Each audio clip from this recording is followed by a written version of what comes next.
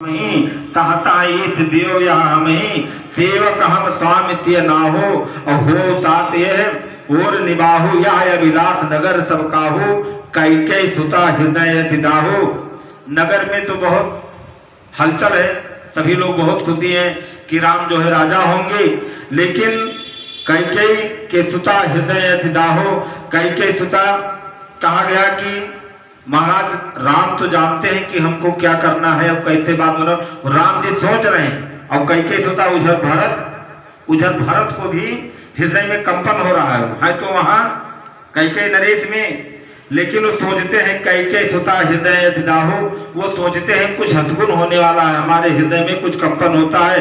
को न कुसंगत पाए न साई रहा न नीच मते चतुराई। कहते हैं कि संगत ही गुण होत है और संगत ही गुण जाए और बांस फांस मिसरी एक ही भाव बिकाए।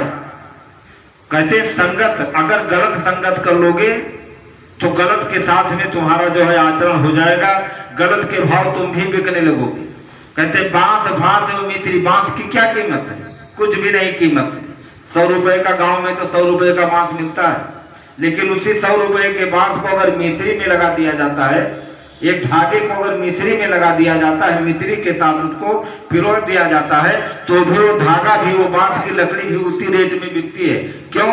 अच्छे का संगत हो जाने से, अच्छे का संगत का हो जाने से वो भी उसी भाव में बिक जाता है।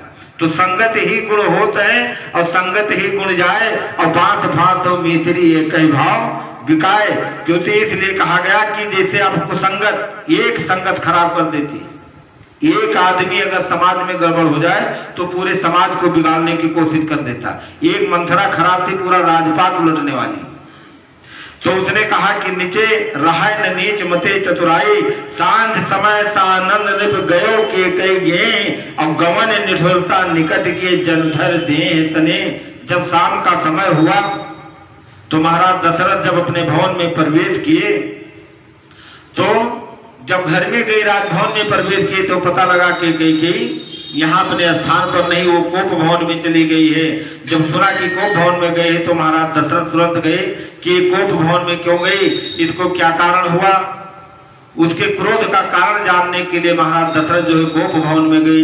तो मंगल भवन मंगलहारी द्रवहु दशरथ हरि कोप भवन सुन सकच वराबू। जय सिया राम जय जय आओ भाई बसय गहुड़ परय न पाऊ। जय सिया राम जय जय सुरपति बसय बाह बल जाके। जय